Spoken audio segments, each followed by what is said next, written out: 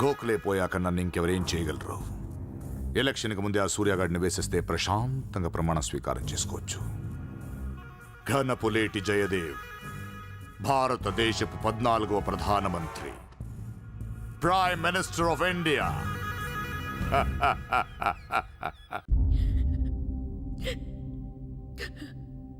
నేను నీలాగే ఏడ్చాను. 14 ఏళ్ల వయసులో ఇంతకంటే ఎక్కెక్కేడ్చా. అమ్మా నాన్న అమెరికాలో ఉండేవారు. నేను అక్కడే పుట్టా. మా నాన్న అక్కడ పెద్ద బిజినెస్ మ్యాన్.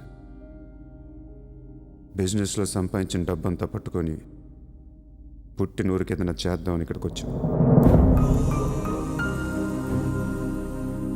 అక్కడ మా నాన్న ఒక లోకల్ లీడర్ని కలిశాడు.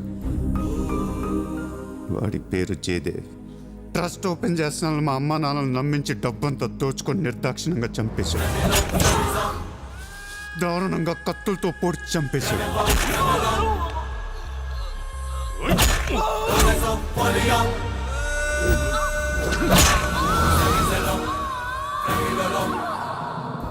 కాకి బట్టలేసుకున్న ప్రతి వాడి కాళ్ళు చేతులు పట్టుకొని బతిమాలను.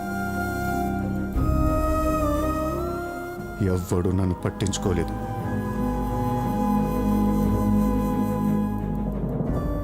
ఏ దేవుడు నా కోసం రాలేదు. చెప్తే వినపడదా? ఇక్కడే పడి ఏడుస్తావేంటి?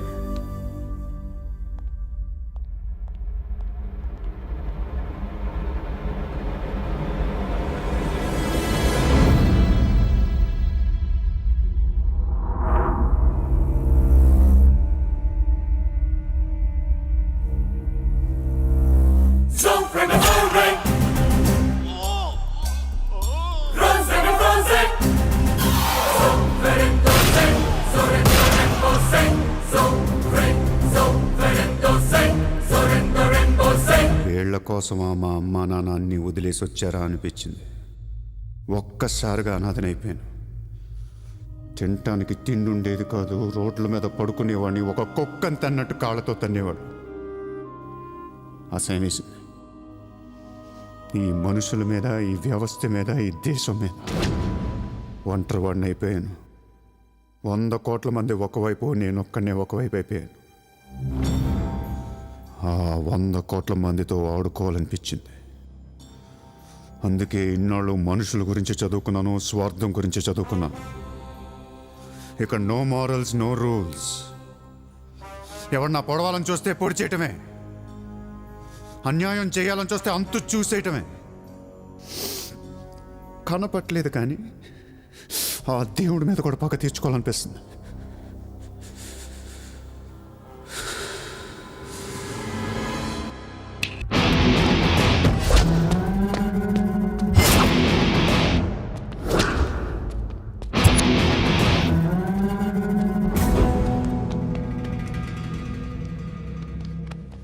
ఎరా, ఏం తెచ్చుకోలేదేంటి?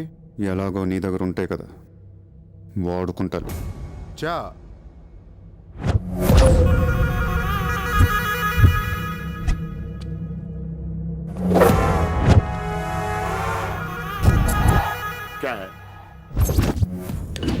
నాకాదే నా వాట్ సార్ పొడిచావు, షూట్ చేసావు, ఇంకా కసి తీరలేదా నీకు?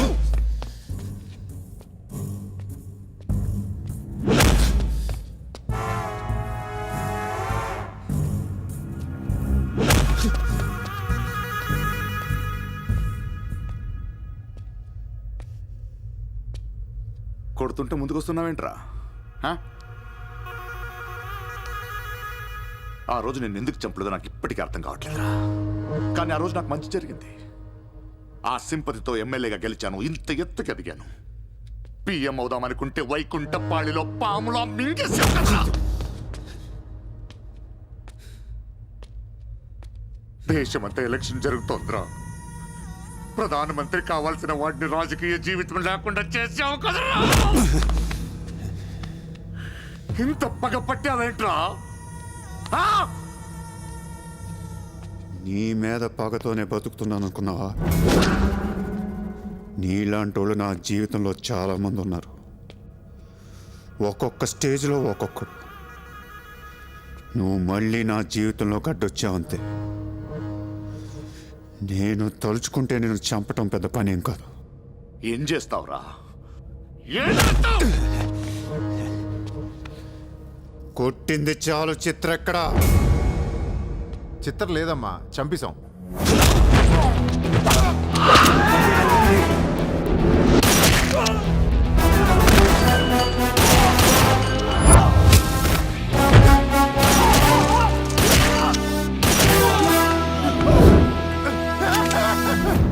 ఊరిని జోక్ చేశా.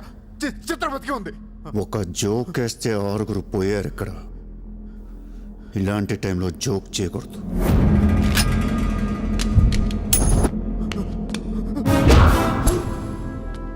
చిత్రని తీసుకొస్తే నేను వస్తానని మాత్రమే నీకు తెలుసు. వస్తే నేనేం చేస్తానో నీకు తెలీదు. అవునరా, తెలీదు. తెలియకే పిలిచాను. చూపించరా, చూపించరా, చూపించు.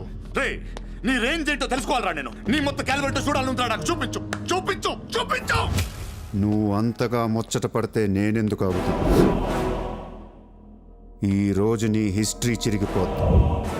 మళ్ళీ మాట్లాడటానికి నువ్వు ఉండవు. నీ గురించి మాట్లాడటానికి ఇంకెవడో ఉండడు. సాలే కుమారా!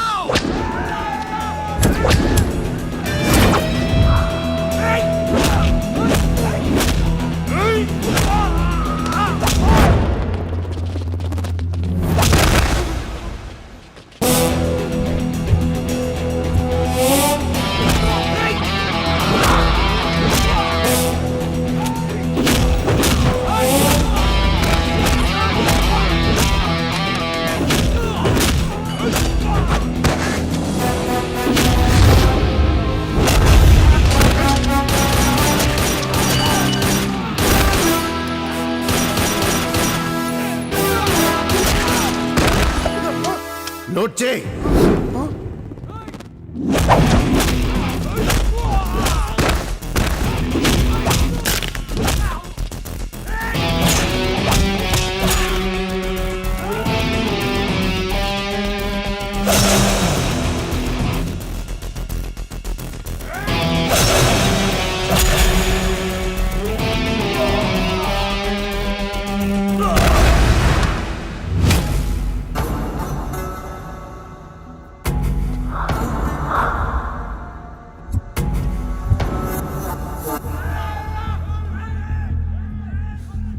ఆ బ్యాలెన్స్ ఫినిష్ అయ్యే లోపల చిత్రం చూపించు.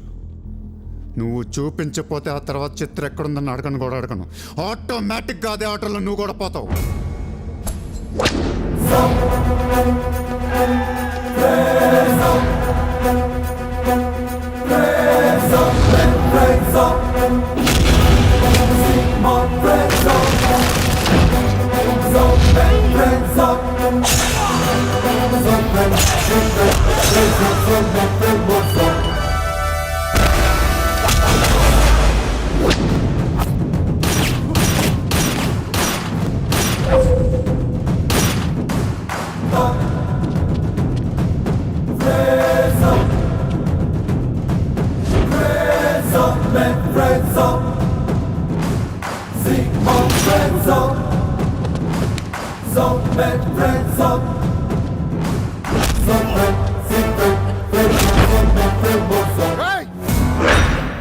చంపేస్తావు,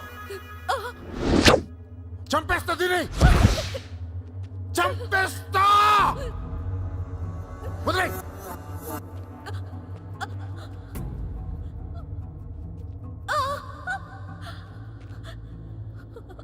ఇలా ఉన్నావేంట్రా? ఫస్ట్ టైం నా జీవితంలో బ్రతికితే చాలనిపించింది.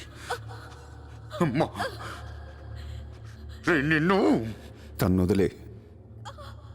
కావాలంటే నన్ను ఏమైనా చేసుకో. నేనేం చేయగలరా? నిన్ను చంపడం తప్ప ఇంకేం చేయగలను? నువ్వు చేస్తుంటే చూడాలనుందిరా నాకు. గన్ను తీసి కాల్చాలనుంది నాకు. కాల్చు. కాలుస్తావా కాల్చుకోమంటావా? కాల్చుకుంటావా? ఏ విన్నావురా? కాల్చుకో, కాల్చుకో, కాల్చుకో, కాల్చుకో. No, Surya! Surya, no, please! No, Surya! No, no, no, Surya!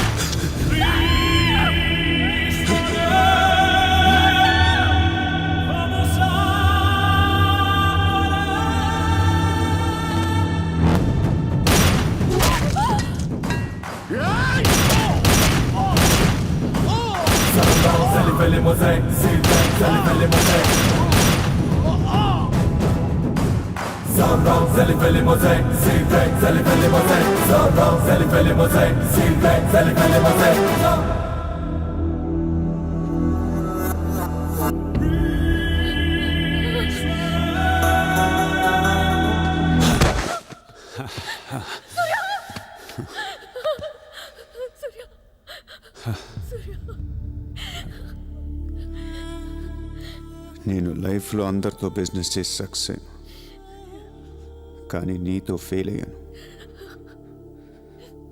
I love you. నేను ఇంకా మోసం చేస్తున్నాను అనుకుంటున్నావు కదా? చచ్చిపోయేటప్పుడు ఎవడు అబద్ధం చెప్పడు. అలా అనకు, నీకేం కాదు. బుల్లెట్ దిగింది నాకా నీకా? నా ప్రేమ నిజం, నువ్వు బతుకుతావు. ఒకవేళ నేను పోతే వెళ్ళను గుడ్, కానీ నీ ప్రేమ నిజమై నేను బతికిపోతే ఇండియా తీర్చేస్తాను.